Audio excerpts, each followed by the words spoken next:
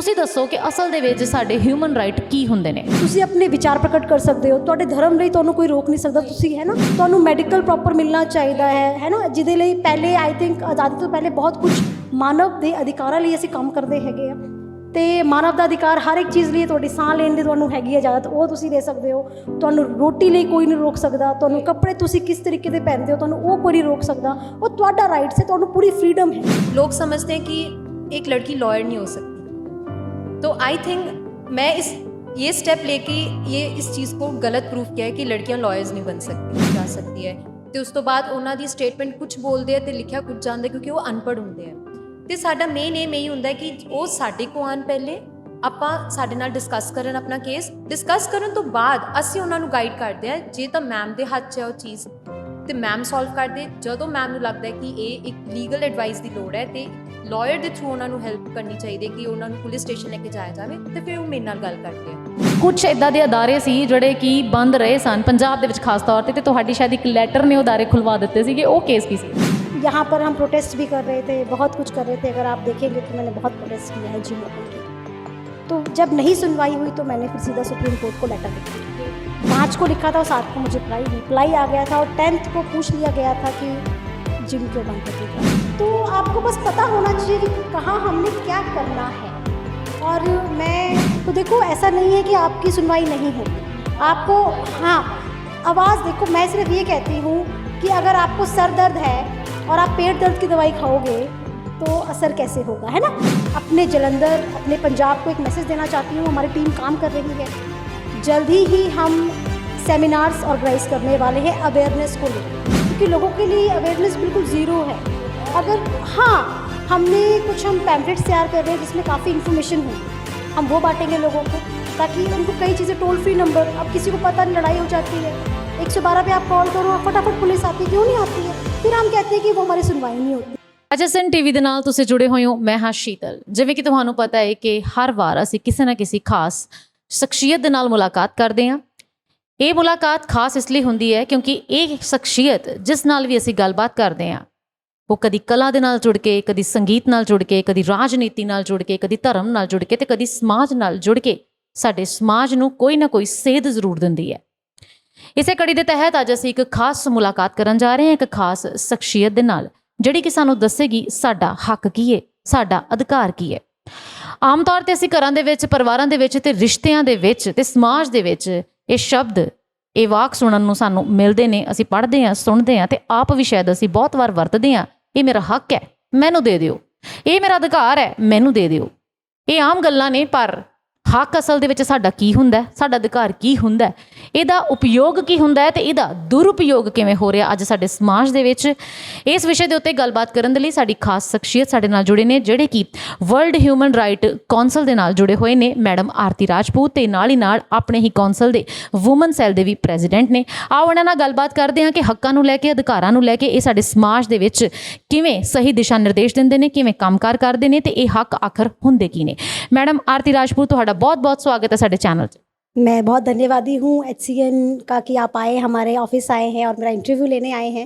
मैं इसके लिए बहुत बहुत धन्यवादी हूँ। मैम, जिद्दां कि मैं शुरुआत 'ਚ ਕਿਹਾ ਕਿ ਇਹ ਮੇਰਾ ਹੱਕ ਹੈ, ਮੈਨੂੰ ਦੇ ਦਿਓ, ਇਹ ਮੇਰਾ ਰਾਈਟ ਹੈ, ਮੈਨੂੰ ਦੇ ਦਿਓ। ਇਸ ਤਰ੍ਹਾਂ ਦੇ ਅਸੀਂ ਬਹੁਤ ਸਾਰੇ ਘਰ ਦੇ ਵਿੱਚ ਗੱਲਾਂ ਕਰਦੇ ਹਾਂ, ਪਰ ਅਸਲ ਦੇ ਵਿੱਚ ਹੱਕ ਕੀ ਹੁੰਦਾ ਹੈ, ਅਧਿਕਾਰ ਕੀ ਹੁੰਦਾ, ਇਹਦੇ ਬਾਰੇ ਮੈਨੂੰ ਲੱਗਦਾ ਕਿ 90% ਲੋਕਾਂ ਨੂੰ ਜਾਣਕਾਰੀ ਨਹੀਂ ਹੈ। ਤੁਸੀਂ ਦੱਸੋ ਕਿ ਅਸਲ ਦੇ ਵਿੱਚ ਸਾਡੇ ਹਿਊਮਨ ਰਾਈਟ ਕੀ ਹੁੰਦੇ ਨੇ।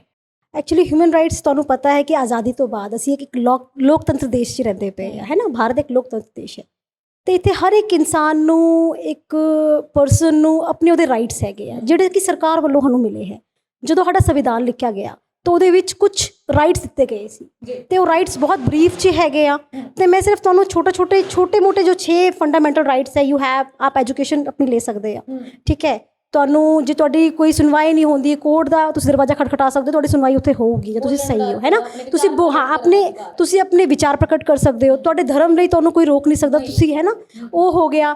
ਤੁਹਾਨੂੰ ਮੈਡੀਕਲ ਪ੍ਰੋਪਰ ਮਿਲਣਾ ਚਾਹੀਦਾ ਹੈ ਨਾ, ਜਿਹਦੇ ਲਈ ਪਹਿਲੇ ਆਈ ਥਿੰਕ ਆਜ਼ਾਦੀ ਤੋਂ ਪਹਿਲੇ ਬਹੁਤ ਕੁਝ ਵੱਖਰਾ ਸੀ, ਔਰ ਉਸ ਤੋਂ ਪਹਿਲੇ ਵੀ ਤੁਸੀਂ ਦੇਖੋ ਤਾਂ ਬਹੁਤ ਕੁਝ ਕਾਸਟਿਜ਼ਮ ਨੂੰ ਲੈ ਕੇ ਸੀ ਕਿ ਵੀ ਇਹ ਫੈਸਿਲਿਟੀਜ਼ ਨਹੀਂ ਮਿਲ ਸਕਦੀ। ਲੇਕਿਨ ਹੁਣ ਕੀ ਹੈ, ਹੁਣ ਸਾਰੇ ਇਕੁਅਲ ਹੈਗੇ ਆ, ਚਾਹੇ ਉਹ ਅਮੀਰ ਹੋਵੇ, ਚਾਹੇ ਉਹ ਗਰੀਬ ਹੋਵੇ, ਚਾਹੇ ਉਹ ਛੋਟਾ ਹੋਵੇ, ਚਾਹੇ ਵੱਡਾ ਹੋਵੇ। ਅਤੇ ਮਾਨਵ ਅਧਿਕਾਰ ਵੀ ਇਸੀ ਚੀਜ਼ ਲਈ ਕੰਮ ਕਰਦਾ। ਤੁਸੀਂ ਨਾਮ ਨਾਲ ਹੀ ਸਮਝ ਸਕਦੇ ਹੋ, ਹਿਊਮਨ, ਮਾਨਵ ਅਤੇ ਅਧਿਕਾਰ। ਮਾਨਵ ਦੇ ਅਧਿਕਾਰਾਂ ਲਈ ਅਸੀਂ ਕੰਮ ਕਰਦੇ ਹੈਗੇ ਆ। ਅਤੇ ਮਾਨਵ ਦਾ ਅਧਿਕਾਰ ਹਰ ਇੱਕ ਚੀਜ਼ ਲਈ, ਤੁਹਾਡੀ ਸਾਹ ਲੈਣ ਦੀ ਤੁਹਾਨੂੰ ਹੈਗੀ ਹੈ ਇਜਾਜ਼ਤ, ਉਹ ਤੁਸੀਂ ਲੈ ਸਕਦੇ ਹੋ। ਤੁਹਾਨੂੰ ਰੋਟੀ ਲਈ ਕੋਈ ਨਹੀਂ ਰੋਕ ਸਕਦਾ, ਤੁਹਾਨੂੰ ਕੱਪੜੇ ਤੁਸੀਂ ਕਿਸ ਤਰੀਕੇ ਦੇ ਪਹਿਨਦੇ ਹੋ ਤੁਹਾਨੂੰ ਉਹ ਕੋਈ ਨਹੀਂ ਰੋਕ ਸਕਦਾ, ਉਹ ਤੁਹਾਡਾ ਰਾਈਟਸ ਹੈ, ਤੁਹਾਨੂੰ ਪੂਰੀ ਫਰੀਡਮ ਹੈਗੀ ਉਹਦੇ ਲਈ। ਅਤੇ ਆਪਾਂ ਉਸੇ ਫਰੀਡਮ ਲਈ ਕੰਮ ਕਰਦੇ ਹੈਗੇ। ਜੇ ਤੁਹਾਡੀ ਫਰੀਡਮ ਕਿਤੇ ਛੀਨੀ ਜਾਂਦੀ ਪਈ ਹੈ, ਅਸੀਂ ਉੱਥੇ ਤੁਹਾਡੇ ਨਾਲ ਸਟੈਂਡ ਕਰਾਂਗੇ, ਪੂਰੀ ਮਦਦ ਕਰਨ ਦੇ ਲਈ ਤਿਆਰ ਹੋ। ਸੋ ਕਈ ਤਰ੍ਹਾਂ ਦੇ ਕੇਸ ਤੁਹਾਡੇ ਕੋਲ ਇਸ ਅਧਿਕਾਰਾਂ ਨੂੰ ਲੈ ਕੇ ਤੁਹਾਡੇ ਤੱਕ ਆਉਂਦੇ ਹੋਣਗੇ। ਕੀ ਦਾਇਰਾ ਹੈ ਉਹਨਾਂ ਕੇਸਾਂ ਦਾ, ਮਤਲਬ ਕਿਸ ਹੱਦ ਤੱਕ ਦੇ ਕੇਸ ਤੁਹਾਡੇ ਤੱਕ ਪਹੁੰਚਦੇ ਨੇ ਹੁਣ ਤੱਕ? हमारे पास हर तरीके के केस आते हैं। हाँ, औरतां नाल भी जुड़े हुए आंदे आ साडे कोल। कुछ मैं ये कहांगी कि प्रशासन नाल ही परेशान लोग आंदे हैं ज़्यादातर, क्योंकि हर कोई प्रशासन दे कोल जांदा है पहले, जे उत्थे सुनवाई नहीं होंदी फिर वो साडे कोल आंदे हैं, फिर असीं उन्हां दी सुनवाई करांदे हैं। हाँ जी, हाँ जी, पूरी हैल्प की जाती है इत्थों। ते ਅਸੀਂ ਮਤਲਬ ਐਂਡ ਤੱਕ ਸਟੈਂਡ ਕਰਦੇ ਆ, ਪ੍ਰੋਪਰ ਅਸੀਂ ਫੋਲੋ ਅਪ ਲੈਂਦੇ। ਤੁਸੀਂ ਮੇਰੇ ਟੇਬਲ 'ਤੇ ਦੇਖਦੇ ਹੋਣੇ ਪੂਰੀ ਫਾਈਲਾਂ ਪਈਆਂ, ਮੈਂ ਤੁਹਾਨੂੰ ਦਿਖਾ ਸਕਦੀ ਹਾਂ ਕਿ ਅਸੀਂ ਕਿੱਦਾਂ ਕੰਮ ਕਰਦੇ ਹਾਂ। ਅਤੇ ਅਸੀਂ, ਮੈਨੂੰ ਲੱਗਦਾ ਜਿਹੜੇ ਕੇਸ ਸਾਲ ਨਹੀਂ ਸੋਲਵ ਹੋਏ ਆ, ਅਸੀਂ ਉਹ ਚੰਦ ਦਿਨਾਂ 'ਚ ਸੋਲਵ ਕਰ ਦਿੱਤੇ। ਬਹੁਤ ਵਧੀਆ, ਬਹੁਤ ਖੂਬ। ਮੈਡਮ ਇੱਕ ਸਵਾਲ ਹੋਰ, ਜਦੋਂ ਕੋਈ ਕੇਸ ਆਉਂਦਾ ਤੁਹਾਡੇ ਕੋਲ, ਓਬਵੀਅਸਲੀ ਤੁਸੀਂ ਕਾਨੂੰਨੀ ਪ੍ਰਕਿਰਿਆ ਦੇ ਦੁਆਰਾ ਹੀ ਜਿਹੜਾ ਹੈ ਉਹਨਾਂ ਨੂੰ ਹੱਲ ਕਰਨ ਦੀ ਕੋਸ਼ਿਸ਼ ਕਰਦੇ ਹੋਵੋਗੇ। ਇਸ ਸਾਰੇ ਮਾਮਲੇ ਨੂੰ ਸੁਲਝਾਉਣ ਦੇ ਲਈ ਤੁਹਾਨੂੰ ਵਕੀਲਾਂ ਦੀ ਵੀ ਮਦਦ ਲੈਣੀ ਪੈਂਦੀ ਹੋਊਗੀ। ਸੋ ਕਿਹੜੇ ਵਕੀਲ ਨਾਲ ਤੁਸੀਂ ਜੁੜੇ ਹੋਏ ਹੋ? ਦੇਖੀਏ, ਸਾਡਾ ਪੂਰਾ, ਮੈਂ ਤੁਹਾਨੂੰ ਦੱਸਾਂਗੀ ਕਿ ਮੈਂ ਰਾਸ਼ਟਰੀ ਅਧਿਅਕਸ਼ ਹਾਂ ਨੈਸ਼ਨਲ, ਅਤੇ ਸਾਡਾ ਇੱਕ ਪੈਨਲ ਹੈਗਾ ਪੂਰਾ ਵਕੀਲਾਂ ਦਾ, ਜਿਸ 'ਚ ਸੁਪਰੀਮ ਕੋਰਟ ਦੇ ਵਕੀਲ ਵੀ ਹੈਗੇ ਆ, ਅਤੇ ਸਾਡੇ ਕੋਲ ਹਾਈ ਕੋਰਟ ਦੇ ਵਕੀਲ ਵੀ ਹੈਗੇ ਆ, ਅਤੇ ਡਿਸਟ੍ਰਿਕਟ ਦੇ ਵੀ ਨੇ। ਇੱਕ ਅੱਜ ਸਾਡੇ ਨਾਲ ਵਕੀਲ ਇੱਥੇ ਬੈਠੇ ਹੋਏ ਆ, ਮੁਸਕਾਨ ਸ਼ਰਮਾ ਜੀ। ਇਸ ਤੋਂ ਇਲਾਵਾ ਵੀ ਬਹੁਤ ਸਾਰੇ ਵਕੀਲ ਹੈਗੇ ਆ। ਅਸੀਂ ਵੱਖਰੇ ਕੇਸ ਵੱਖਰੇ ਵਕੀਲਾਂ ਨੂੰ ਅਸੀਂ ਟ੍ਰਾਂਸਫਰ ਕਰ ਦਿੰਦੇ ਆ। ਹਾਂਜੀ। ਸੋ ਮੈਡਮ ਮੁਸਕਾਨ ਜੀ ਜਿਹੜੇ ਕਿ ਐਡਵੋਕੇਟ ਨੇ, ਔਰ ਮੈਡਮ ਆਰਤੀ ਰਾਜਪੂਤ ਜੀ ਦੀ ਪੂਰੀ ਇਹਨਾਂ ਮਸਲਿਆਂ ਨੂੰ ਹੱਲ ਕਰਨ ਦੇ ਵਿੱਚ ਮਦਦ ਕਰਦੇ ਨੇ। ਮੈਡਮ ਤੁਹਾਡਾ ਵੀ ਬਹੁਤ ਸਵਾਗਤ ਕਰਦੇ ਹਾਂ। ਅਤੇ ਸਾਨੂੰ ਸਭ ਤੋਂ ਪਹਿਲਾਂ ਤੁਸੀਂ ਐਂ ਦੱਸੋ ਕਿ ਤੁਸੀਂ ਇਸ ਖੇਤਰ ਦੇ ਵਿੱਚ ਆਏ ਆ, ਔਰ ਫਿਰ ਤੁਸੀਂ ਹਿਊਮਨ ਰਾਈਟ ਕੌਂਸਲ ਦੇ ਨਾਲ ਜੁੜ ਕੇ ਮਸਲਿਆਂ ਦਾ ਹੱਲ ਕਰਦੇ ਪਏ ਹੋ। ਤੁਹਾਨੂੰ ਕਿੱਦਾਂ ਦੇ ਚੈलेंजेस ਦਾ ਸਾਹਮਣਾ करना ਪੈਂਦਾ? थैंक यू सो मच, मुझे बहुत अच्छा लगा कि आपसे बात करके और आपने ये अपॉर्चुनिटी दी हमारी संस्था को। सो बेसिकली लीगल फर्म अपने आप में विमेन के लिए बहुत बड़ा चैलेंज है। लोग समझते हैं कि एक लड़की लॉयर नहीं हो सकती, तो आई थिंक मैं ये स्टेप लेके ये इस चीज़ को गलत प्रूफ किया है कि लड़कियां लॉयर्स नहीं बन सकती। एंड उसके बाद मैं डिस्ट्रिक्ट लीगल सर्विस अथॉरिटी के साथ काम करती थी, जो एक गवर्नमेंट ऑर्गेनाइजेशन है जो लोगों को फ्री में वकील प्रोवाइड करते हैं।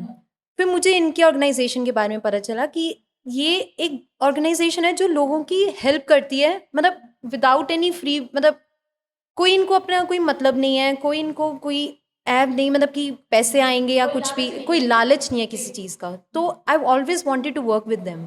तो मैं इनके पास आई, इनसे बात की, तो इनके थ्रू मुझे केसेस का पता चला। तो हमारा फर्स्ट एम यही होता है कि we sit on a table and decide the cases, कि last resort should be the courts, क्योंकि कोर्ट्स में जाके यू नो कि केसेस साल 2 साल and endless numbers of years it takes to solve the case. But ma'am के पास आके यहाँ पे पता चला कि सारी चीज़ें कोर्ट्स नहीं, ऑन टेबल भी सॉल्व हो सकती हैं। ਅੱਛਾ ਮੈਮ, ਇੱਕ ਚੀਜ਼ ਹੋਰ, ਮਹਿਲਾ ਸਸ਼ਕਤੀਕਰਨ ਆਪਾਂ ਉਹਦੀ ਬਹੁਤ ਵੱਡੀ ਉਦਾਹਰਨ ਦੇਖ ਰਹੇ ਹਾਂ ਇਸ ਵੇਲੇ। ਮੇਰੇ ਸਾਹਮਣੇ 2 ਔਰਤਾਂ ਨੇ, ਔਰ ਮਜ਼ਬੂਤੀ ਦੇ ਨਾਲ ਮੈਂ ਕਹੂੰਗੀ ਮਜ਼ਬੂਤ ਧੜਾ ਬਣ ਕੇ ਬੈਠੇ ਹੋ। ਜਿਹੜੀਆਂ ਔਰਤਾਂ ਸਾਡੀਆਂ ਇਸ ਵੇਲੇ ਸਾਨੂੰ ਵੇਖ ਵੀ ਰਹੀਆਂ ਹੋਣਗੀਆਂ, ਉਹਨਾਂ ਦੇ ਲਈ ਵੀ ਇੱਕ ਬੜੀ ਵੱਡੀ ਮੈਂ ਕਹੂੰਗੀ ਉਦਾਹਰਨ ਹੈ। ਸੋ ਤੁਹਾਨੂੰ ਕਿਸੇ ਵੀ ਤਰ੍ਹਾਂ ਦੀ ਅਗਰ ਕੋਈ ਸਮੱਸਿਆ ਹੈਗੀ ਹੈ, ਖਾਸ ਤੌਰ 'ਤੇ ਔਰਤਾਂ ਨਾਲ ਕੀ ਹੁੰਦਾ, ਅਕਸਰ ਸਮੱਸਿਆ ਬਹੁਤ ਵੱਡੀ ਹੁੰਦੀ ਹੈ, ਪਰ ਥਾਣੇ ਵਿੱਚ ਜਾਣ ਤੋਂ ਮੈਨੂੰ ਸਵਾਲ ਜਵਾਬ ਦਾ ਸਾਹਮਣਾ ਕਰਨਾ ਪਊਗਾ, ਔਰ ਕਿਹੋ ਜਿਹੇ ਸਵਾਲ ਹੋਣਗੇ, ਮੈਂ ਜਵਾਬ ਕਿਹੋ ਜਿਹੇ ਦਊਂਗੀ। ਸੋ ਕਈ ਇਹੋ ਜਿਹੀ ਸਮੱਸਿਆਵਾਂ ਹੁੰਦੀਆਂ ਕਿ ਔਰਤਾਂ ਝਿਜਕ ਜਾਂਦੀਆਂ ਨੇ ਔਰ ਆਪਣੀਆਂ ਪਰੇਸ਼ਾਨੀਆਂ ਆਪਣੇ ਕੋਲ ਰੱਖ ਲੈਂਦੀਆਂ ਨੇ। ਸੋ ਤੁਸੀਂ ਕੀ ਸੁਨੇਹਾ ਦਿੰਦੇ ਹੋ ਕਿ ਤੁਹਾਡੇ ਤੱਕ ਆ ਕੇ ਉਹ ਕਿਸ ਤਰੀਕੇ ਦੇ ਨਾਲ ਇਹਨਾਂ ਸਮੱਸਿਆਵਾਂ ਦੇ ਵਿੱਚੋਂ ਆਪਣੇ ਆਪ ਨੂੰ ਕੱਢ ਸਕਦੀਆਂ?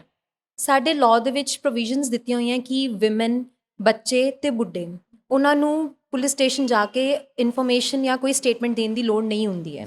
ਇਹ ਸਾਡੇ ਲਾਅ 'ਚ ਹੈਗਾ। ਪਰ ਕਦੀ ਕੀ ਹੁੰਦਾ ਹੈ ਕਿ ਉਹਨਾਂ ਨੂੰ ਜਾਣਾ ਪੈਂਦਾ ਹੈ ਅਤੇ ਉਹਨਾਂ ਨੂੰ ਇੱਦਾਂ ਦੀਆਂ ਅਟਰੋਸਿਟੀਜ਼ ਫੇਸ ਕਰਨੀਆਂ ਪੈਂਦੀਆਂ ਪੁਲਿਸ ਸਟੇਸ਼ਨ, ਕਿ ਉਹਨਾਂ ਨਾਲ ਬਦਸਲੂਕੀ ਕੀਤੀ ਜਾ ਸਕਦੀ ਹੈ। ਅਤੇ ਉਸ ਤੋਂ ਬਾਅਦ ਉਹਨਾਂ ਦੀ ਸਟੇਟਮੈਂਟ ਕੁਛ ਬੋਲਦੇ ਆ ਅਤੇ ਲਿਖਿਆ ਕੁਝ ਜਾਂਦਾ, ਕਿਉਂਕਿ ਉਹ ਅਨਪੜ੍ਹ ਹੁੰਦੇ ਆ। ਅਤੇ ਸਾਡਾ ਮੇਨ ਏਮ ਇਹੀ ਹੁੰਦਾ ਕਿ ਉਹ ਸਾਡੇ ਕੋਲ ਆਉਣ, ਪਹਿਲੇ ਆਪਾਂ ਸਾਡੇ ਨਾਲ ਡਿਸਕਸ ਕਰਨ ਆਪਣਾ ਕੇਸ। ਡਿਸਕਸ ਕਰਨ ਤੋਂ ਬਾਅਦ ਅਸੀਂ ਉਹਨਾਂ ਨੂੰ ਗਾਈਡ ਕਰਦੇ ਹਾਂ। ਜੇ ਤਾਂ ਮੈਮ ਦੇ ਹੱਥ 'ਚ ਹੈ ਉਹ ਚੀਜ਼, ਅਤੇ ਮੈਮ ਸੋਲਵ ਕਰਦੇ। ਜਦੋਂ ਮੈਮ ਨੂੰ ਲੱਗਦਾ ਕਿ ਇਹ ਇੱਕ ਲੀਗਲ ਐਡਵਾਈਸ ਦੀ ਲੋੜ ਹੈ ਅਤੇ ਇੱਕ ਲਾਇਰ ਦੇ ਥਰੂ ਉਹਨਾਂ ਨੂੰ ਹੈਲਪ ਕਰਨੀ ਚਾਹੀਦੀ ਹੈ ਕਿ ਉਹਨਾਂ ਨੂੰ ਪੁਲਿਸ ਸਟੇਸ਼ਨ ਲੈ ਕੇ ਜਾਇਆ ਜਾਵੇ, ਅਤੇ ਫਿਰ ਉਹ ਮੇਰੇ ਨਾਲ ਗੱਲ ਕਰਦੇ ਆ। ਅਤੇ ਫਿਰ ਮੈਂ ਉਹਨਾਂ ਨੂੰ ਗਾਈਡ ਕਰਦੀ ਕਿ ਜਦੋਂ ਤੁਸੀਂ ਪੁਲਿਸ ਸਟੇਸ਼ਨ ਜਾਣਾ ਹੈ ਅਤੇ ਤੁਸੀਂ ਉੱਥੇ ਕਿੱਦਾਂ ਸਟੇਟਮੈਂਟ ਪ੍ਰੋਵਾਈਡ ਕਰਨੀ ਹੈ ਅਤੇ ਕੀ ਬੋਲਣਾ ਹੈ। ਅਤੇ ਜੇ ਇਨ ਕੇਸ ਉੱਥੇ ਉਹਨਾਂ ਨਾਲ ਬਦਸਲੂਕੀ ਕੀਤੀ ਜਾਂਦੀ ਹੈ ਤਾਂ ਤੁਹਾਨੂੰ ਮੈਮ ਦੀ ਹੈਲਪ ਪ੍ਰੋਵਾਈਡ ਕੀਤੀ ਜਾਏਗੀ, ਬੈਕ ਸਪੋਰਟ ਹੋਏਗੀ। ਸੋ ਬਹੁਤ ਵਧੀਆ ਲੱਗਾ ਮੈਮ ਤੁਹਾਡੇ ਨਾਲ ਵੀ ਗੱਲ ਕਰਕੇ। ਅੱਛਾ, ਇੱਕ ਸਵਾਲ ਹੋਰ ਕਰੂੰਗੀ ਤੁਹਾਡੇ ਨਾਲ। ਅੱਜ ਕੱਲ੍ਹ ਜਿਹੜੀਆਂ ਸਮੱਸਿਆਵਾਂ ਨੇ ਉਹ ਬਹੁਤ ਜ਼ਿਆਦਾ ਆਪਣਾ ਰੂਪ ਬਦਲ ਚੁੱਕੀਆਂ ਨੇ। ਕੁਝ ਇੱਦਾਂ ਦੇ ਕੇਸ ਸਾਹਮਣੇ ਆਉਂਦੇ ਨੇ ਜਿਹਨੂੰ ਸੁਣ ਕੇ ਅਸੀਂ ਹੈਰਾਨ ਹੋ ਜਾਂਦੇ ਹਾਂ ਕਿ ਇਸ ਤਰ੍ਹਾਂ ਕਿਵੇਂ ਹੋ ਸਕਦਾ ਹੈ। ਘਰ ਦੇ ਵਿੱਚ ਹੀ ਕਤਲ ਹੋ ਜਾਂਦੇ ਨੇ, ਆਪਸ ਦੇ ਵਿੱਚ ਰਿਸ਼ਤਿਆਂ ਨਾਤਿਆਂ ਦੇ ਵਿੱਚ ਜਿਹੜਾ ਵੱਢ ਟੁੱਕ ਹੋ ਜਾਂਦਾ ਹੈ, ਜਿਹੜਾ ਕਿ ਅਸੀਂ ਸੋਚਿਆ ਵੀ ਨਹੀਂ ਹੁੰਦਾ।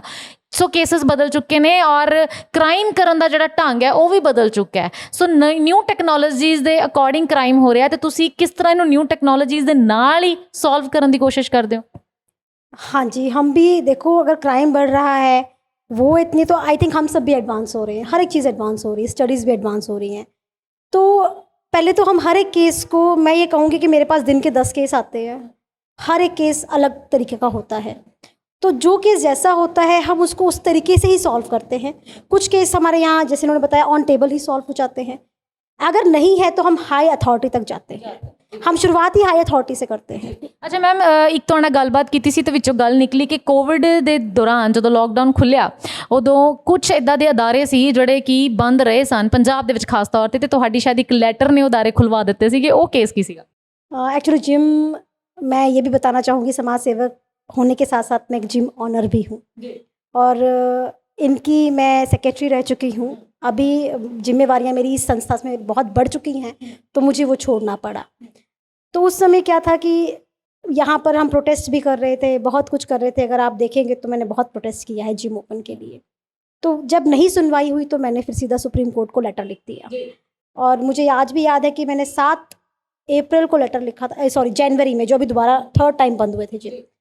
5 को लिखा था और 7 को मुझे रिप्लाई आ गया था और 10th को पूछ लिया गया था कि जिम क्यों बंद है पंजाब में। तो देखो, ऐसा नहीं है कि आपकी सुनवाई नहीं होती, आपको, हाँ, आवाज़ देखो। मैं सिर्फ ये कहती हूँ कि अगर आपको सर दर्द है और आप पेट दर्द की दवाई खाओगे तो असर कैसे होगा, है ना? तो आपको बस पता होना चाहिए कि कहाँ हमने क्या करना है।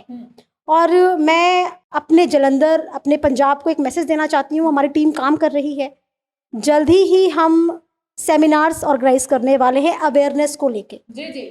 और हम जगह जगह पे जाएंगे। अभी हम एमएलए से मीटिंग करने वाले हैं, यहाँ के जितने भी एमएलएज हैं, जलंधर से शुरुआत हम करेंगे, हम यहीं से हैं, तो जितने भी वार्ड्स हैं हम वहाँ के काउंसलर्स के साथ मिलके वहाँ पर अवेयरनेस कैंप लगाएंगे, क्योंकि लोगों के लिए अवेयरनेस बिल्कुल ज़ीरो है। अगर हाँ, हमने कुछ हम पैम्पलेट्स तैयार कर रहे हैं जिसमें काफ़ी इन्फॉर्मेशन होगी, हम वो बांटेंगे लोगों को, ताकि उनको कई चीज़ें, टोल फ्री नंबर, अब किसी को पता नहीं, लड़ाई हो जाती है, 112 पे आप कॉल करो, फटाफट पुलिस आती है, क्यों नहीं आती है? फिर हम कहते हैं कि वो हमारी सुनवाई नहीं होती। देखो, गवर्नमेंट ने आपको सारी सहूलियत दी हुई है, बस आपको पता नहीं है उसको यूज़ कैसे करना।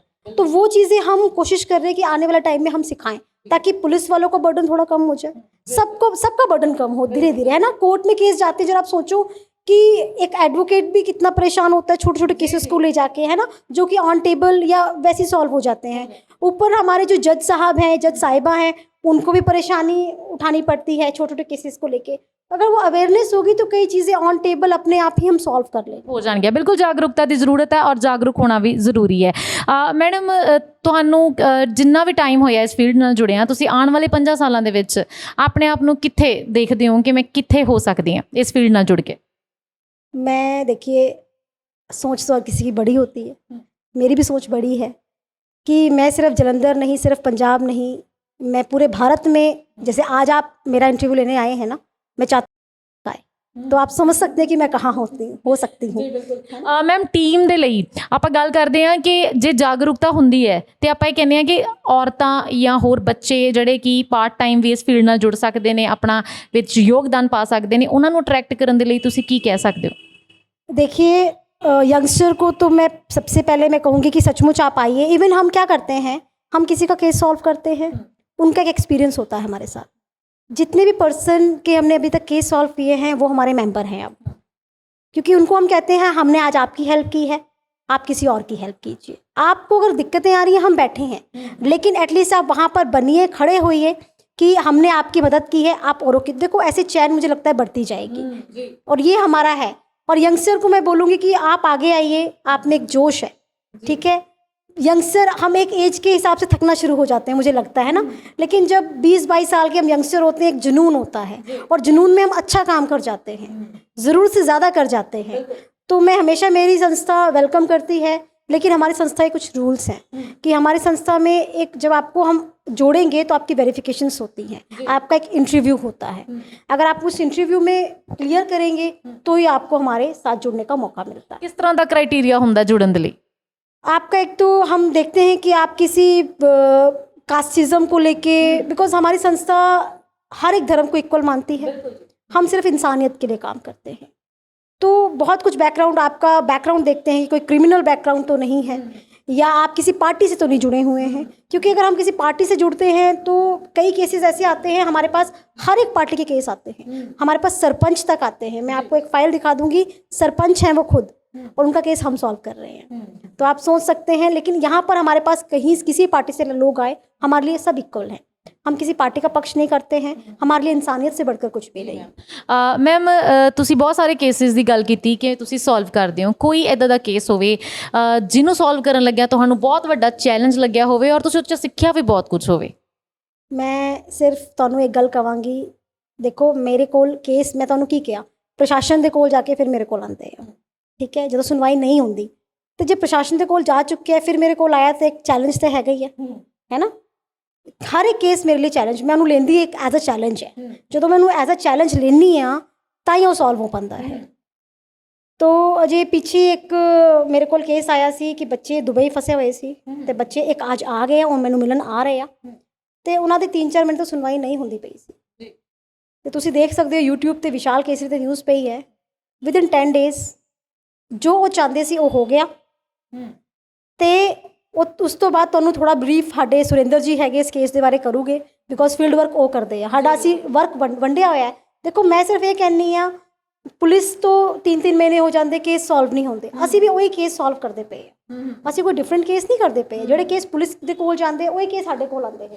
ਕਹਿਣ ਦਾ ਭਾਵ ਇਹ ਹੈ ਕਿ ਜੇਕਰ ਸਿੱਧਾ ਕੋਈ ਆਪਣਾ ਕੇਸ ਲੈ ਕੇ ਜਾਂਦਾ ਹੈ, ਬੇਸ਼ੱਕ ਉਹਨੂੰ ਸਮਾਂ ਲੱਗ ਜਾਂਦਾ ਹੈ, ਪਰ ਤੁਹਾਡੇ ਦੁਆਰਾ ਜਦੋਂ ਉਹ ਕੇਸ 'ਚ ਜਾਂਦਾ ਹੈ ਅੱਗੇ ਕਾਰਵਾਈ ਦੇ ਲਈ ਤਾਂ ਜਲਦ ਤੋਂ ਜਲਦ ਉਹਦੀ ਜਿਹੜੀ ਸਮੱਸਿਆ ਹੱਲ ਹੋ ਜਾਂਦੀ ਹੈ। ਜਿਵੇਂ ਕਿ ਤੁਸੀਂ ਫੀਲਡ ਵਰਕ ਦੀ ਗੱਲ ਕੀਤੀ ਹੈ, ਫੀਲਡ ਨਾਲ ਵੀ ਤੁਹਾਡੇ ਨਾਲ ਕੁਝ ਟੀਮ ਜੁੜੀ ਹੋਈ ਹੈ, ਆਪਾਂ ਉਹਨਾਂ ਨਾਲ ਵੀ ਗੱਲਬਾਤ ਕਰਦੇ ਹਾਂ। ਸਾਡੇ ਨਾਲ ਇਸ ਵੇਲੇ ਸੁਰਿੰਦਰ ਜੀ ਵੀ ਨਾਲ ਬੈਠੇ ਹੋਏ ਨੇ, ਜਿਹੜੇ ਕਿ ਫੀਲਡ ਦਾ ਸਾਰਾ ਕੰਮ ਕਾਜ ਜਿਹੜਾ ਵੇਖਦੇ ਨੇ, ਕੋਈ ਵੀ ਸਮੱਸਿਆ ਹੁੰਦੀ ਹੈ ਉਹਨੂੰ ਹੱਲ ਕਿਵੇਂ ਕਰਨਾ ਹੈ ਤੇ ਕਿਵੇਂ ਜਾ ਕੇ ਮੈਦਾਨ ਦੇ ਵਿੱਚ ਉਤਰ ਕੇ ਜਿਹੜੀ ਜੰਗ ਹੈ ਜਿੱਤ ਕੇ ਆਉਣੀ ਹੈ। ਸੋ ਬਹੁਤ ਵੱਡਾ ਇਹਨਾਂ ਦਾ ਵੀ ਮੈਂ ਕਹੂੰਗੀ ਕਿ ਯੋਗਦਾਨ ਹੈ। ਸੁਰਿੰਦਰ ਜੀ ਬਹੁਤ ਬਹੁਤ ਸਵਾਗਤ ਹੈ ਤੁਹਾਡਾ। Thank you ma'am, thank you. ਜਿਵੇਂ ਕਿ ਤੁਹਾਡਾ ਜਿਹੜਾ ਕੰਮ ਹੈ ਮੇਨ ਹੈ, ਮੈਂ ਕਹੂੰਗੀ ਕਿ ਕਿਉਂਕਿ ਤੁਸੀਂ ਮੈਦਾਨ 'ਚ ਉਤਰਨਾ ਹੈ ਔਰ ਮੈਦਾਨ ਦੇ ਵਿੱਚ ਤੁਹਾਡੇ ਸਾਹਮਣੇ ਦੁਸ਼ਮਣ ਵੀ ਹੋਣਗੇ, ਉਹਨਾਂ ਦੇ ਹੱਥ ਵੀ ਬਹੁਤ ਸਾਰੇ ਹਥਿਆਰ, ਗੋਲੇ ਬਾਰੂਦ ਬਹੁਤ ਕੁਝ ਹੋਊਗਾ ਤੇ ਤੁਹਾਡੇ ਕੋਲ ਵੀ ਹੋਊਗਾ। ਸੋ ਜਦੋਂ ਇਹ ਜੰਗ ਦੇ ਵਿੱਚ ਤੁਸੀਂ ਪਹੁੰਚਦੇ ਹੋ, ਜਾਂਦੇ ਹੋ, ਤੇ ਕਿਵੇਂ ਇਹ ਜੰਗ ਜਿੱਤਦੇ ਹੋ? ਮੈਮ ਸਭ ਤੋਂ ਪਹਿਲਾਂ ਤਾਂ ਮੈਂ ਧੰਨਵਾਦ ਕਰਨਾ ਚਾਹੂੰਗਾ HSN TV ਦਾ, ਜਿਹੜੇ ਸਾਡੇ ਕੋਲ ਪਹੁੰਚੇ ਤੇ ਸਾਡੀ ਆਵਾਜ਼ ਲੋਕਾਂ ਤੱਕ, ਜਨ ਤੱਕ ਕਰ ਰਹੇ ਆ। ਮੈਮ ਦੇਖੋ, ਸਾਡੇ ਕੋਲ ਕੋਈ ਹਥਿਆਰ ਨਹੀਂ ਹੈ, ਸਾਡੇ ਕੋਲ ਸਿਰਫ ਜਾਣਕਾਰੀ ਹੈ ਜਿਹੜੀ ਕਿ ਲੋਕਾਂ ਕੋਲ ਨਹੀਂ ਹੈ। ਅਸੀਂ ਇਹ ਚਾਹੁੰਦੇ ਕਿ ਜੋ ਲੋਕ ਆਉਂਦੇ ਆ ਉਹਨਾਂ ਨੂੰ ਕੀ ਇੱਧਰ ਜਾਓ, ਉੱਧਰ ਜਾਓ, ਇਹ ਡਾਕੂਮੈਂਟ ਇੱਥੇ ਦੇ ਕੇ ਲੋਕੀ ਬਹੁਤ ਜ਼ਿਆਦਾ ਹਰਾਸ ਹੁੰਦੇ। ਸਾਡੀ ਕੋਸ਼ਿਸ਼ ਇਹ ਹੁੰਦੀ ਕਿ ਉਹਨਾਂ ਦਾ ਘੱਟ ਤੋਂ ਘੱਟ ਟਾਈਮ ਦੇ ਵਿੱਚ ਉਹਨਾਂ ਦੇ ਜੋ ਵੀ ਡਾਕੂਮੈਂਟ ਹੈ ਉਹ ਬਿਲਕੁਲ ਸਹੀ ਜਗ੍ਹਾ ਤੇ ਪਹੁੰਚਣ ਤੇ ਉਹਨਾਂ ਦੀ ਪੂਰੀ ਕਾਰਵਾਈ ਹੋਵੇ। ਕਿਸ ਤਰ੍ਹਾਂ ਦੀਆਂ ਤੁਹਾਨੂੰ ਸਮੱਸਿਆਵਾਂ ਆਈਆਂ ਨੇ? ਕਿਉਂਕਿ ਓਬਵੀਅਸਲੀ ਫੀਲਡ 'ਚ ਜਾਓਗੇ, ਪ੍ਰਸ਼ਾਸਨ ਨੇ ਜਨੀ ਨਹੀਂ ਸੁਣਵਾਈ ਕੀਤੀ ਤਾਂ ਹੀ ਵਿਅਕਤੀ ਤੁਹਾਡੇ ਕੋਲ ਆਇਆ, ਤੇ ਜੇਕਰ ਤੁਸੀਂ ਵੀ ਉਹੀ ਕੰਮ ਲੈ ਕੇ ਦੁਬਾਰਾ ਜਾਂਦੇ ਹੋ ਤਾਂ ਤੁਹਾਨੂੰ ਵੀ ਸਮੱਸਿਆਵਾਂ ਸਾਹਮਣੇ ਆਉਣਗੀਆਂ। ਕਿੱਦਾਂ ਦੀਆਂ ਸਮੱਸਿਆਵਾਂ ਆਉਂਦੀਆਂ ਨੇ, ਕਿੱਦਾਂ ਉਹਨਾਂ ਨੂੰ ਸੋਲਵ ਕਰਦੇ ਹੋ? ਮੈਮ ਦੇਖੋ, ਸਮੱਸਿਆਵਾਂ ਇੱਦਾਂ ਦੀਆਂ ਆਉਂਦੀਆਂ, ਜਦੋਂ ਵੀ ਕੋਈ ਕੇਸ ਨਵਾਂ ਆਉਂਦਾ ਅਸੀਂ ਵੀ ਉਦੋਂ ਅਣਜਾਣ ਹੁੰਦੇ ਹਾਂ, ਬਿਲਕੁਲ ਸਾਨੂੰ ਵੀ ਨਹੀਂ ਪਤਾ ਹੁੰਦਾ, ਲੇਕਿਨ ਅਸੀਂ ਉਸ ਕੇਸ ਦੀ ਡਿਟੇਲ ਦੇ ਵਿੱਚ ਜਾਂਦੇ ਹਾਂ, ਉਹਨੂੰ ਚੈੱਕ ਕਰਦੇ ਹਾਂ, ਆਪਣੀ ਫਾਈਲਾਂ ਦੇ ਵਿੱਚ ਜੋ ਵੀ ਸਾਡੇ ਕੋਲ ਸਾਡੀ ਸੰਸਥਾ ਸਾਨੂੰ ਗਾਈਡ ਕਰਦੀ ਹੈ, ਅਸੀਂ ਚੈੱਕ ਕਰਦੇ ਹਾਂ ਤੇ ਉਹਦੇ ਅਕੋਰਡਿੰਗ ਉਸ ਕੇਸ ਨੂੰ ਹੱਲ ਕਰਦੇ ਹਾਂ। ਲੇਕਿਨ ਨੈਕਸਟ ਟਾਈਮ ਅਗਰ ਸਿਮਿਲਰ ਕੇਸ ਕੋਈ ਆਉਂਦਾ ਹੈ ਫਿਰ ਸਾਨੂੰ ਕੋਈ ਪਰੇਸ਼ਾਨੀ ਨਹੀਂ ਹੁੰਦੀ, ਕਿਉਂਕਿ ਸਾਡੇ ਕੋਲ ਜਾਣਕਾਰੀ ਆ ਚੁੱਕੀ ਹੈ, ਸਾਨੂੰ ਐਕਸਪੀਰੀਅੰਸ ਹੋ ਚੁੱਕਿਆ ਹੈ। ਨੈਕਸਟ ਟਾਈਮ ਨਾ ਤਾਂ ਬੰਦਾ ਕੋਈ ਹਰਾਸ ਹੋਏਗਾ, ਨਾ ਅਸੀਂ ਹਰਾਸ ਹੋਵਾਂਗੇ। ਸਾਡਾ ਇਹੀ ਕੰਮ ਹੈ ਜੀ, ਜਿੰਨੀ ਸਾਡੀ ਜਾਣਕਾਰੀ ਵਧੇਗੀ ਆਉਣ ਵਾਲੇ ਟਾਈਮ ਦੇ ਵਿੱਚ ਲੋਕਾਂ ਨੂੰ ਉਹਨਾਂ ਖੱਜਲ ਖੁਆਰ ਘੱਟ ਹੋਣਾ ਪਏਗਾ। ਵੈਸੇ ਤੁਸੀਂ ਆਪਣੇ ਕੌਂਸਲ ਦੇ ਲਈ ਕੀ ਕਹਿੰਦੇ ਹੋ ਕਿ ਆਉਣ ਵਾਲੇ ਸਮੇਂ ਦੇ ਵਿੱਚ ਪ੍ਰਸ਼ਾਸਨ ਨੂੰ ਜਾਂ ਸਰਕਾਰਾਂ ਨੂੰ ਕਿਹੋ ਜਿਹੀ ਮਦਦ ਕਰਨੀ ਚਾਹੀਦੀ ਹੈ ਜਿਹਦੇ ਨਾਲ ਤੁਹਾਡੇ ਕੰਮ ਜਿਹੜੇ ਨੇ ਜਲਦ ਤੋਂ ਜਲਦ ਹੋਣੇ ਸ਼ੁਰੂ ਹੋਣ, ਤੁਹਾਨੂੰ ਮੁਸ਼ਕਿਲਾਂ ਘੱਟ ਆਉਣ ਤੇ ਲੋਕਾਂ ਦੀ ਵੀ ਸਮੱਸਿਆਵਾਂ ਦਾ ਹੱਲ ਹੋਵੇ? ਕੀ ਲੱਗਦਾ? ਕਿਉਂਕਿ ਜਦੋਂ ਆਪਾਂ ਫੀਲਡ 'ਚ ਉਤਰਦੇ ਹਾਂ ਅਸੀਂ ਬੜੀਆਂ ਚੀਜ਼ਾਂ ਦੀ ਕਾਮਨਾ ਕਰਦੇ ਹਾਂ ਕਿ ਕਾਸ਼ ਇਹ ਵੀ ਹੋ ਜਾਵੇ ਤਾਂ ਮੈਂ ਆਹ ਕੰਮ ਛੇਤੀ ਨਿਬੇੜ ਦੇਵਾਂ, ਆਹ ਹੋਵੇ ਤੇ ਇਹ ਵੀ। ਸੋ ਇਹੋ ਜਿਹੀਆਂ ਕਿਹੜੀਆਂ ਕਮੀਆਂ ਜਿਹੜੀਆਂ ਤੁਸੀਂ ਕਹਿੰਦੇ ਜਲਦ ਤੋਂ ਜਲਦ ਪੂਰੀਆਂ ਹੋ ਜਾਣ? ਮੈਮ ਦੇਖੋ, ਮੈਂ ਇਹ ਨਹੀਂ ਕਹਿੰਦਾ ਕਿ ਕੋਈ ਸਰਕਾਰ ਕੰਮ ਨਹੀਂ ਕਰਦੀ ਜਾਂ ਪ੍ਰਸ਼ਾਸਨ ਆਪਣਾ ਕੰਮ ਨਹੀਂ ਕਰਦਾ। ਪ੍ਰਸ਼ਾਸਨ ਬਿਲਕੁਲ ਆਪਣਾ ਕੰਮ ਕਰਦਾ ਹੈ, ਉਹਨਾਂ ਨੇ ਹਰ ਇੱਕ ਲੀਗਲ ਵੇ ਦੇ ਰੱਖਿਆ ਤੁਹਾਡੀ ਸੁਣਵਾਈ ਕਰਨ ਵਾਸਤੇ। ਦਿੱਕਤ ਫਿਰ ਵਾਰ-ਵਾਰ ਇੱਕੋ ਗੱਲ ਆਉਂਦੀ ਕਿ ਲੋਕਾਂ ਨੂੰ ਜਾਣਕਾਰੀ ਨਹੀਂ ਹੈ। ਅਸੀਂ ਸਿਰਫ ਮੈਂ ਇਹ ਨਹੀਂ ਕਹਿੰਦਾ ਸਰਕਾਰ ਕੰਮ ਨਹੀਂ ਕਰਦੀ ਹੈ, ਸਰਕਾਰਾਂ ਵੀ ਕੰਮ ਕਰਦੀ ਹੈ, ਪ੍ਰਸ਼ਾਸਨ ਵੀ ਕੰਮ ਕਰਦਾ, ਲੇਕਿਨ ਆਪਾਂ ਨੂੰ ਰਸਤੇ ਹੀ ਨਹੀਂ ਪਤਾ ਕਿ ਆਪਾਂ ਉਹ ਸਰਕਾਰ ਤੱਕ ਕਿੱਦਾਂ ਪਹੁੰਚਣਾ ਹੈ ਜਾਂ ਉਸ ਰਸਤਾ ਕਿੱਦਾਂ ਪਹੁੰਚਣਾ ਹੈ। ਅਸੀਂ ਐਸੇ ਕਰਕੇ ਇੱਥੇ ਬੈਠੇ ਹਾਂ ਤੇ ਮੈਂ ਸਰਕਾਰ ਤੋਂ ਇਹੀ ਚਾਹਾਂਗਾ ਕਿ ਤੁਸੀਂ ਜੋ ਵੀ ਸਕੀਮ ਦਿੰਦੇ ਹੋ ਜਾਂ ਪ੍ਰਸ਼ਾਸਨ ਜੋ ਵੀ ਸਕੀਮ ਦਿੰਦਾ ਹੈ ਉਹਨੂੰ ਇੱਦਾਂ ਉਹਦੀ ਐਡਵਰਟਾਈਜ਼ਮੈਂਟ ਕਰੋ ਜਿਵੇਂ ਤੁਸੀਂ ਆਪਣੀ ਸਕੀਮਾਂ ਦੀ ਕਰਦੇ ਹੋ ਕਿ ਅਸੀਂ ਇਹ ਕਰਤਾ ਜਾਂ ਕੁਝ ਵੀ ਤੁਸੀਂ ਆਪਣਾ ਪ੍ਰਮੋਸ਼ਨ ਕਰਦੇ ਹੋ, ਐਦਾਂ ਹੀ ਜਾਣਕਾਰੀ ਲੋਕਾਂ ਤੱਕ ਪਹੁੰਚਾਓ ਕਿ ਇਹ ਚੀਜ਼ਾਂ ਤੁਹਾਡੀ ਸਹੂਲਤ ਵਾਸਤੇ ਹੈ ਤੇ ਐਦਾਂ ਤੁਸੀਂ ਇਸ ਚੀਜ਼ ਨੂੰ ਕਰ ਸਕਦੇ ਹੋ। ਬਿਲਕੁਲ ਮੈਂ ਇਹੀ ਚੀਜ਼ ਚਾਹੁੰਦਾ ਮੈਮ। ਤੁਹਾਡੀ ਗੱਲ ਬਿਲਕੁਲ ਠੀਕ ਹੈ। ਬਹੁਤ ਸਾਰੀਆਂ ਸਕੀਮਾਂ ਹੁੰਦੀਆਂ ਨੇ, ਲਾਂਚ ਹੋ ਚੁੱਕੀਆਂ ਹੁੰਦੀਆਂ ਨੇ, ਪਰ ਜਿਹੜੀਆਂ ਗ੍ਰਾਸ ਰੂਟ ਲੈਵਲ ਤੱਕ ਲੋਕਾਂ ਨੂੰ ਉਹਦੇ ਬਾਰੇ ਜਾਣਕਾਰੀ ਨਹੀਂ ਹੁੰਦੀ। ਸੋ ਜੇਕਰ ਉਹਨਾਂ ਨੂੰ ਜਾਣਕਾਰੀ ਹੋਊਗੀ ਤਾਂ ਲੋਕ ਉਹਦੇ ਤੇ ਕੰਮ ਕਰਨਗੇ। ਜੀ ਮੈਮ, ਜਾਂਦੇ ਜਾਂਦੇ ਇੱਕ ਸਵਾਲ ਹੋਰ ਕਰੂੰਗੀ ਤੁਹਾਨੂੰ ਮੈਂ। ਬਹੁਤ ਸਾਰੇ ਕੇਸਿਸ ਤੁਸੀਂ ਸੋਲਵ ਕੀਤੇ, ਅਧਿਕਾਰਾਂ ਦੀ ਤੁਸੀਂ ਗੱਲ ਕਰਦੇ ਹੋ, ਅਧਿਕਾਰਾਂ ਦੇ ਪ੍ਰਤੀ ਲੋਕਾਂ ਨੂੰ ਜਾਗਰੂਕ ਕਰਦੇ ਹੋ, ਪਰ ਕਈ ਵਾਰ ਕੀ ਹੁੰਦਾ ਹੈ ਕਿ ਲੋਕ ਜਿਹੜੇ ਨੇ ਕਈ ਅਧਿਕਾਰਾਂ ਦਾ ਦੁਰਉਪਯੋਗ ਵੀ ਕਰਦੇ ਨੇ। ਬਹੁਤ ਸਾਰੇ ਕੇਸਿਸ ਇੱਦਾਂ ਦੇ ਵੀ ਹੋਣਗੇ ਜਦੋਂ ਤੁਹਾਨੂੰ ਲੱਗਿਆ ਹੋਊਗਾ ਕਿ ਇਹ ਜਿਹੜਾ ਕੇਸ ਹੈ ਗਲਤ ਆ ਗਿਆ ਸੀ। ਕੀ ਕਹਿੰਦੇ ਹੋ ਇਹਦੇ ਬਾਰੇ? ਮੈਂ ਤੁਹਾਨੂੰ ਪਹਿਲੇ ਵੀ ਦੱਸਿਆ ਸੀ ਕਿ ਆਪਾਂ ਹਰ ਇੱਕ ਕੇਸ ਨੂੰ ਸਟੱਡੀ ਕਰੀਦਾ ਹੈ, ਕਿ ਇਹ ਨਹੀਂ ਕਿ ਸਾਡੇ ਕੋਲ ਕੰਪਲੇਨ ਆ ਗਈ ਹੈ ਤੇ ਅਸੀਂ ਕਾਰਵਾਈ ਕਰ ਦਿੱਤੀ। ਅਸੀਂ ਹਰ ਇੱਕ ਕੇਸ ਨੂੰ ਸਟੱਡੀ ਕਰੀਦਾ ਹੈ। ਮੈਂ ਖੁਦ ਦੱਸਾਂਗੀ, ਮੇਰੇ ਕੋਲ ਪਿੱਛੇ ਕੇਸ ਆਇਆ ਸੀ ਕਰਤਾਰਪੁਰ ਦਾ। ਜਿਹੜੇ ਕੇਸ ਲੈ ਕੇ ਆਏ ਸੀ ਉਹੀ ਗਲਤ ਥੇ ਤੇ ਅਸੀਂ ਆਪੇ ਉਹਨਾਂ ਦੇ ਉੱਤੇ ਕਾਰਵਾਈ ਕੀਤੀ ਹੈ। ਤੇ ਸਾਡੇ ਕੋਲ ਪਹਿਲੀ ਗੱਲ ਤਾਂ ਸਹੀ ਬੰਦੇ ਆਉਂਦੇ, ਉਹਨਾਂ ਨੂੰ ਪਤਾ ਹੈਗਾ ਕਿ ਆਰਤੀ ਮੈਡਮ ਬਹੁਤ ਸਟ੍ਰਿਕਟ ਹੈਗੇ ਆ, ਉਹ ਕਦੀ ਗਲਤ ਦਾ ਸਾਥ ਨਹੀਂ ਦਿੰਦੇ ਆ। ਤੇ ਮੈਂ ਤੁਹਾਨੂੰ ਫੀਮੇਲਸ ਦੀ ਤੁਸੀਂ ਇਹ ਗੱਲ ਕੀਤੀ, ਮੈਂ ਅੱਜ ਕੱਲ੍ਹ ਇਹ ਕਹਿੰਦੀ ਹਾਂ ਕਿ ਫੀਮੇਲਸ ਵੀ ਲੋਕ ਆਪਣੇ ਹਸਬੈਂਡਸ ਨੂੰ ਹਰਾਸ ਕਰਦੀਆਂ ਪਈਆਂ, ਕਿਉਂਕਿ ਜਿਹੜੇ ਸਾਨੂੰ ਸਹੂਲੀਅਤ ਮਿਲ ਚੁੱਕੀ ਹੈ ਨਾ, ਉਹਦਾ ਫਾਇਦਾ ਅੱਜ ਹੀ ਇੱਕ ਕੇਸ ਅਸੀਂ ਸੋਲਵ ਕਰਨ ਲੱਗੇ ਆ। ਕਿਉਂਕਿ ਅਸੀਂ ਬਹੁਤ ਉਸ ਪਰਸਨ ਨੂੰ ਦੇਖਿਆ, ਬਹੁਤ ਸੀਧਾ ਪਰਸਨ ਥਾ। ਜਦੋਂ ਇਸ ਕੇਸ ਨੂੰ ਆਪਾਂ ਸਟੱਡੀ ਕੀਤਾ ਤਾਂ ਸਾਨੂੰ ਪਤਾ ਲੱਗਿਆ ਕਿ ਫੀਮੇਲ ਦੀ ਹੀ ਗਲਤੀਆਂ ਸਾਰੀਆਂ। ਤੇ ਜੇ ਫਾਇਦਾ ਕੋਈ ਚੱਕਦਾ ਹੈ, ਦੇਖੋ ਸਾਡੇ ਟੇਬਲ ਦੇ ਥਰੂ ਤਾਂ ਕਦੀ ਇੱਦਾਂ ਗਲਤ ਜਾਂਦਾ ਹੀ ਨਹੀਂ ਹੈ, ਕਿਉਂਕਿ ਅਸੀਂ ਕੇਸ ਕਦੋਂ ਜਿੱਤਦੇ ਉਹਦੇ ਸੱਚਾਈ ਦੇ ਲਈ ਲੜਦੇ ਪਏ ਆ। ਤੇ ਤੁਸੀਂ ਸੱਚ ਹੋ ਤਾਂ ਤੁਹਾਡੀ ਜਿੱਤ ਹਮੇਸ਼ਾ ਹੋਣੀ ਹੈ। ਤੇ ਦੂਸਰਾ, ਮੈਂ ਇਹ ਸਾਰਿਆਂ ਨੂੰ ਇੱਕ ਮੈਸੇਜ ਦੇਣਾ ਚਾਹੁੰਦੀ ਹਾਂ, ਜਿੰਨੀ ਵੀ ਜਨਤਾ ਹੈਗੀ ਆ, ਕਿ ਕਦੇ ਨਿਰਾਸ਼ ਨਹੀਂ ਹੋਣਾ ਆਪਾਂ ਲਾਈਫ 'ਚ, ਕਦੇ ਵੀ ਨਿਰਾਸ਼। ਦੇਖੋ ਹਰ ਇੱਕ ਚੀਜ਼ ਦਾ ਸੋਲਿਊਸ਼ਨ ਹੈਗਾ। ਮੇਰੇ ਕੋਲ ਇੱਦਾਂ ਦੇ ਕੇਸ ਆਏ ਹੋਏ ਆ ਜਿੱਥੇ ਸਾਰਿਆਂ ਨੇ ਮਨਾ ਕਰ ਦਿੱਤਾ ਹੈ, ਤੇ ਮੈਂ ਉਹ ਫਾਈਲਾਂ ਫੜੀ ਇੱਥੇ ਮੇਰੇ ਕੋਲ ਹਜੇ ਪਈਆਂ ਹੈ, ਤੇ ਮੈਂ ਉਹਨਾਂ ਨੂੰ ਕਿਹਾ ਕਿ 10 ਦਿਨ 'ਚ ਸੋਲਵ ਹੋ ਜਾਓਗੇ, ਕਿਉਂਕਿ ਮੈਂ ਉਹਨੂੰ ਸਟੱਡੀ ਕੀਤਾ ਹੈ। ਮੈਨੂੰ ਪਤਾ ਹੈ ਕਿ ਇਸ 'ਚ ਕੀ ਕਮੀਆਂ ਹੈ, ਤਾਂ ਆਪਾਂ ਕਿੱਥੋਂ ਲੈਕ ਕਰਦੇ ਪਏ ਆ।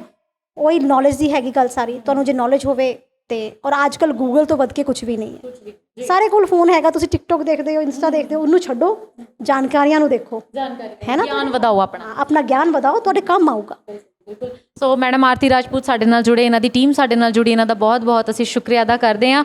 ਔਰ ਇਸੇ ਤਰ੍ਹਾਂ ਹੀ ਆਪਣੀ ਤੁਸੀਂ ਫੀਲਡ ਦੇ ਵਿੱਚ ਕੰਮ ਕਰਦੇ ਰਹੋ, ਔਰ ਸਾਡੇ ਸਮਾਜ ਨੂੰ ਜਿਹੜੀ ਚੰਗੀ ਸੇਧ ਹੈ, ਸਹੀ ਸੇਧ ਹੈ, ਔਰ ਸੇਧ ਦੇ ਨਾਲ ਨਾਲ ਚੰਗੀ ਸੋਚ ਹਮੇਸ਼ਾ ਦਿੰਦੇ ਰਹੋ। ਬਹੁਤ ਬਹੁਤ ਤੁਹਾਡਾ ਸ਼ੁਕਰੀਆ।